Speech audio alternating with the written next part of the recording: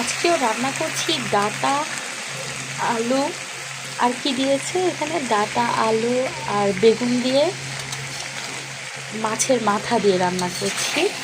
তো আমি এটা এখন কষিয়ে নিচ্ছি, কষানো হয়ে গেছে। এখন মাছের মাথাগুলো দিয়ে দিব, ঝোল দিয়ে দিব, কিছু টমেটো দিয়ে দিলাম আগে, মাছের মাথা আর ঝোলটা একটু পরে দিব। আর তরকারি যত কষানো হয় তত কিন্তু টেস্ট হয়।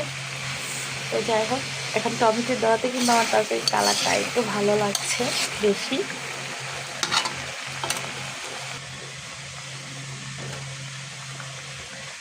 এই যে ঝোল দিয়ে দিয়েছি, এই যে মাথার লেজা দিয়ে দিয়েছি। এখন ঢাকনা দিয়ে ঢেকে দিব, তারপর কিছুক্ষণ পর লবণ দেখে নামিয়ে ফেলবো। লবণ দেখবো না, রোজা আছি তো। তো যাই হোক, আমার তরকারিটা রান্না হয়ে গেলে আমি নামিয়ে ফেলবো কিছুক্ষণের ভিতরে। তো সবাই ভালো থাকবেন। আর আমার তরকারি রান্নাটা কেমন হলো অবশ্যই জানাবেন কমেন্টে।